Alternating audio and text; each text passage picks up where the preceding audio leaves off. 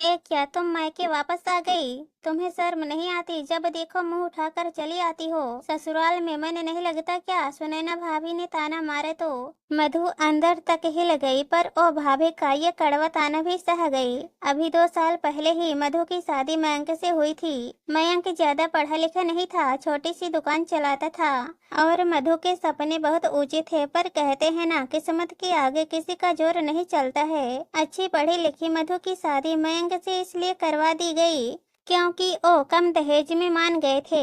मधु के पापा की मौत तो काफी पहले हो गई थी। मम्मी भी अपने बेटों पर निर्भर थी और जवान ननद भाभी के कलेजे में वैसे ही चुभती है। उन्हें लगता है जल्दी से इसका ब्याह हो तो छुटकारा मिल जाए। जगह जगह शादी की बात चलाई, पर पढ़ाई और गुण के लिए किसी ने नहीं पूछा। सब ने यही पूछा, इकलौती बहन है, कितना शादी में लगा दोगे? मधु शादी नहीं करना चाहती थी। उसका मानना था कि पहले अपने पैरों पर खड़ी हो जाए, फिर शादी कर लेगी। पर सुनैना भाभी ने एक रट लगा दी। अब ये लो महारानी, पहले नौकरी करेंगी, फिर 2-3 साल बाद शादी करेंगी। अब बूढ़ी होकर शादी करनी है क्या? समाज वाले हमारा जीना हराम कर देंगे। पर इसे तो हमारी परवाह ही नहीं है। अब देखो ना, शादी की उम्र में शादी नहीं करेगी तो घर में बैठकर भी क्या करेगी? अब नौकरी तो कोई ऐसी धरी नहीं है जो चुटकी बजाते ही मिल जाएगी। ज्यादा उम्र हो जाएगी तो लड़के नहीं मिलेंगे। मैं तो कह देती हूँ 2-3 महीने में शादी निपटा दो, ताकि हमारे सिर से बोझ उतरे। आगे हमारी भी जिंदगी है, कब तक कुंवारी ननद का बोझ सिर पर लेकर घूमेंगे? सुनैना भाभी ने अपना फैसला सुना दिया। उनके आगे किसी की भी नहीं चलती थी। भाई राघव ने हामी में गर्दन हिला दी और मधु की मम्मी संजना जी की बोलती बंद हो गई। इसी साल मधु ने बीएड पूरा किया था। बड़ी मुश्किल से उसने ये डिग्री पूरी की और अब वो नौकरी करना चाहती थी। पर सुनैना ने पूरा घर सिर पर उठा लिया था। राघव भी अपनी तरफ से पूरी कोशिश कर रहा था, पर जहाँ अच्छे लड़के मिल रहे थे वहाँ उतना ही दहेज मांगा जा रहा था। आप बेकार में विचार कर रहे हो। अब लड़का 12वीं पास है, छोटी सी दुकान चलाता है तो क्या हुआ? दहेज की तो मांग नहीं है। मैं तो कह रही हूँ कि आंख मूंद कर हाँ कर दो और मम्मी जी और मधु से कह दूंगी हम तो इसी लड़के से शादी करेंगे। अब लाखों का दहेज हमारे पास नहीं है। राघव ने घर पर बात की तो संजना जी बोली, एक ही बहन है, उसे भी कोई में धक्का देगा क्या? घर वर तो अच्छे से देख ले। मधु तो अच्छी पढ़ी लिखी है, वो 12वीं पास के साथ में कैसे रह पाएगी? कैसा भाई है? अपनी छोटी बहन भी बोझ लगने लगी है। मम्मी, सिर्फ मधु ही नहीं, आप और मेरी पत्नी भी मेरी जिम्मेदारी है। मेरे बच्चे भी तो हैं, मुझे उनका भी भविष्य देखना है। सारा धन बहन के ब्याह में लगा दूंगा तो मेरे बच्चों के भविष्य का क्या होगा? फिर मैं भी तो बहुत ज्यादा कमाता नहीं हूँ। मुझे तो यह रिश्ता ठीक लग रहा है। लड़के वालों की कोई मांग भी नहीं है, इसलिए मैं तो हाँ कहने जा रहा हूँ। ये सब मधु सुन लेती है। भैया, आप मेरे जीवन का फैसला करने जा रहे हो और मुझसे एक बार भी पूछा नहीं मेरी इच्छा और मेरी मर्जी क्या है। आपको भी मेरे नौकरी करने से दिक्कत है? मुझे अपनी जिंदगी के 2 साल दे दो। मेरे पास बीएड की डिग्री है, फिर मैं कमाऊंगी तो आपका बोझ भी हल्का हो जाएगा। बस अब चुप कर। मैंने और सुनैना ने फैसला कर लिया है, तेरी शादी उसी लड़के से होगी और अब तुझे जो भी करना है अपने घर जाकर करना। अब हमारे सिर से तो बोझ उतरे। भैया, आप मुझे बार बार बोझ कहकर बुला रहे हो। कल को आपकी भी बेटी बड़ी होगी तो वो भी बोझ होगी। उसकी शादी भी जल्दी ही बिना उसकी मर्जी के कर दोगे क्या? मधु ने सवाल किया तो राघव और सुनैना चुप हो गए। भाई और भाभी के दबाव के कारण मधु ने शादी के लिए हाँ कर दी। अपने सपनों को टूटता बिखरता हुआ देखकर वह बहुत रोई। संजना जी ने उसे संभाला और उसकी शादी मयंक से हो गई। मधु शादी होकर ससुराल आई तो देखा यहाँ का माहौल एकदम ही अलग था। घर परिवार में पढ़ाई लिखाई से किसी को कोई लेना देना नहीं था। सासू माँ ने यही बोला कि लड़की को पढ़ाकर क्या करना है, उसे चूल्हा चौका ही तो संभालना है। अब तेरी पढ़ाई को चूल्हे में झोंक दे और रसोई संभाल ले। हमें तो पढ़ी लिखी बहू नहीं चाहिए थी, ये तो तू हमारे बेटे को पसंद आ गई थी, इसलिए हामी भर ली, वरना लड़कियों की कोई कमी नहीं थी। यह सुनकर मधु मन में सोच कर रह गई। उसे लग रहा था कि उसके भैया भाभी ने उसकी पढ़ाई की कीमत नहीं समझी तो क्या हुआ, उसके ससुराल वाले जरूर समझेंगे। कम दहेज लिया था तो वह तो यही अंदाजा लगा रही थी कि वह लोग खुले विचारों के होंगे और किसी वजह से वो मयंक की पढ़ाई पूरी नहीं करा पाए होंगे। ससुराल में आर्थिक स्थिति ज्यादा अच्छी नहीं थी। उसके ससुर जी लकवाग्रस्त थे और बिस्तर पर ही रहते थे और सास घर देखती थी। दो छोटी ननदें थी जो स्कूल में पढ़ रही थी। मयंक ही एकमात्र कमाने वाला था और उसी से घर चल रहा था। मधु ने तसल्ली से घर की हालत का मुआयना किया। अपनी सास रचना जी को समझा। वो बोलने में तेज थी पर जब कोई प्यार से समझाए तो वो समझ जाती थी। मयंक भी कम बोलते थे। उसे बस सुबह से लेकर रात तक दुकान संभालनी होती थी। घूमने फिरने का भी समय नहीं मिल पाता था। वो अपनी पत्नी मधु की बहुत इज्जत करता था और उसे प्यार से रखता था। शुरुआत में मधु ने सबको समझा और फिर उसने एक दिन जब सास अकेली बैठी थी तो बात की, मम्मी जी अभी तो दोनों बेटियां छोटी हैं, अब यह दोनों स्कूल से कॉलेज जाएंगी, कल को इनकी शादी भी करनी होगी, इतने पैसे कहाँ से आएंगे? मयंक की कमाई से तो बस घर ही चल पाता है, भविष्य के लिए कोई सेविंग्स तो है ही नहीं। अगर घर चलाने वाले दो लोग हों तो घर आराम से चलेगा, भविष्य के लिए पैसे भी जमा हो जाएंगे।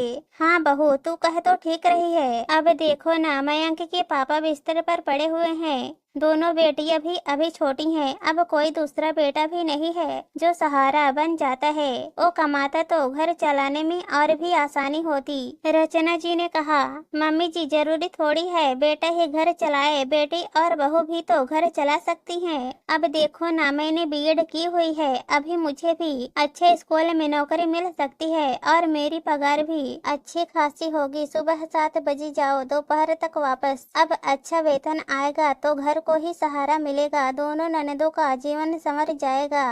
अब यह भी अकेले कितना और क्या कर लेंगे? मधु ने इतनी आसानी और शांति पूर्वक समझाया तो उनके दिमाग में यह बात तो बैठ गई। उस वक्त उसकी सास कुछ नहीं बोली और ना ही गुस्सा हुई। अगले दिन जब दोनों बेटियां स्कूल जा रही थी तो उन्होंने देखा कि एक के जूते घिस गए हैं। तूने बताया नहीं, तेरे जूते घिस गए हैं, भैया नया दिला देता, मैंने भैया को बताया था पर वो बोले अभी इसी से काम चला ले, अगले महीने दिला देंगे। भैया हमेशा ऐसे ही करते हैं, हर जरूरत को अगले महीने पर टाल देते हैं। और रुआंसी होकर स्कूल चली गई। ये सुनकर रचना जी भी गंभीर हो गई और मधु के प्रस्ताव पर सोचने लगी। अगर मधु खुद नौकरी करना चाहती है तो बुराई क्या है?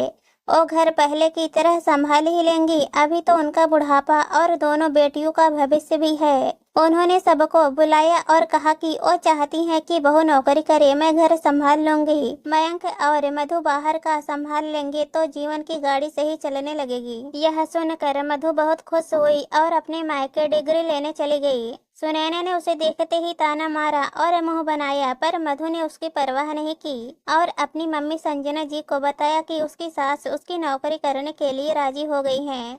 वो अपनी मार्कशीट, सर्टिफिकेट और डिग्री लेने आई हुई है। यह सुनते ही सुनैना चौंक गई। वह तो कभी चाहती ही नहीं थी कि उसकी ननद नौकरी करे और अच्छी जिंदगी जिए। आखिर उसके ससुराल वाले राजी कैसे हो गए? बहुत कोशिश करने पर भी मधु ने यह नहीं बताया कि आखिर उसकी सास उसकी नौकरी करने के लिए राजी कैसे हो गई। मधु एक समझदार बहू थी। अब ससुराल ही उसका अपना घर है और वो अपने घर की परेशानी, अपने घर की बात घर में ही रखना चाहती थी। मधु ने शांतिपूर्ण ढंग से अपना सामान लिया और अपने ससुराल चल दी। पर जाने से पहले वो अपनी भाभी सुनैना को कहकर गई, भाभी आपने तो बहुत कोशिश की थी मेरी जिंदगी नरक बनाने की, पर मैंने भी ठान लिया था कि मैं अपनी जिंदगी संवार ही लूंगी। इतनी मेहनत से दिन रात जाकर जो मैंने पढ़ाई की है उसे इस तरह तो बर्बाद नहीं होने दूंगी। मैं अपने पैरों पर एक दिन जरूर खड़ी होकर दिखाऊंगी, इसलिए मैंने कोशिश की और मैं जीत गई। अब कुछ ही दिनों में नौकरी लग जाएगी, फिर मैं अच्छा कमाने भी लगूंगी। अच्छा वैसे आपको कितनी पगार मिलेगी? सुनैना ने मन लेते हुए कहा।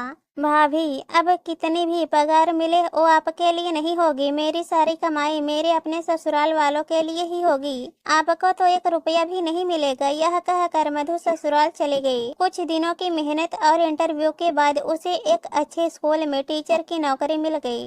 अब मधु अच्छा खासा कमाने लगी, घर की आर्थिक स्थिति भी सुधरने लगी, घर वालों की जरूरतें भी पूरी होने लगी। समय के साथ मधु को एक बेटा भी हो गया और उसका प्रमोशन भी हो गया। अब वो सीनियर टीचर बन गई, उसकी पगार भी बढ़ गई। एक दिन सुबह घर में कोहराम मच गया। मधु के ससुर जी अचानक चल बसे। पिछले 5 सालों से वो बिस्तर पर ही थे। मधु ने बड़ी मुश्किल से अपनी सास रचना जी को संभाला और उनका साहस बढ़वाया। मधु अब सीनियर टीचर से प्रिंसिपल बन गई थी। कुछ सालों बाद दोनों ननदें बड़ी हो गई। उन्होंने कॉलेज की पढ़ाई पूरी कर ली तो अब रचना जी को उनकी शादी की चिंता सताने लगी और जल्दी से दोनों की शादी करना चाहती थी।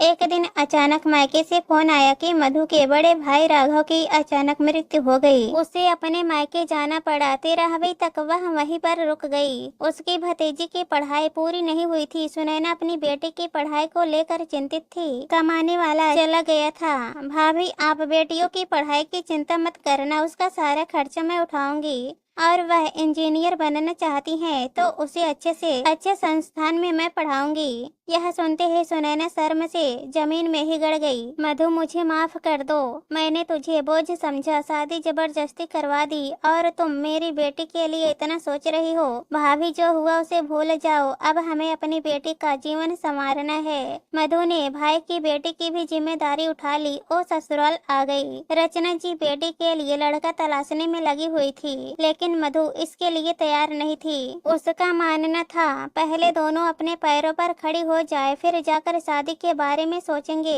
उसने रचना जी को समझाया, मम्मी जी मेरी ननदें मेरे लिए बोझ नहीं है जो मैं इन्हें शादी करके उतार दूं। मेरी ननदों को मैंने बेटियों की तरह पाला है, इसलिए ये मेरी जिम्मेदारी है कि जब तक यह दोनों अपने पैरों पर खड़ी नहीं हो जाती तब तक मैं इनकी जिम्मेदारी उठाने को तैयार हूँ। अपने पैरों पर खड़ी होंगी तो यह दोनों एक बेहतर जिंदगी जी पाएंगी। लेकिन मधु बेटियों को इनके घर भेज देते हैं, बाद में यह अपने हिसाब से ससुराल में पढ़ लेंगी। रचना जी बोली, नहीं मम्मी जी आप माँ होकर ऐसे कैसे कह सकती हैं। बेटियों को हम दूसरों के घर पूरी तरह तैयार करके भेजेंगे ताकि कभी इन पर कोई मुसीबत आए तो यह पूरी तरह से उसकी सामना कर सके। मेरी दोनों ननदें मेरी बेटियां जैसी हैं। जो मेरे साथ हुआ वह मैं इनके साथ नहीं होने दूंगी। मेरे पास भी डिग्री थी तो मैं नौकरी करके घर चलाने में सहयोग दे पाई। हाँ बहू मैं तो भूल गई थी।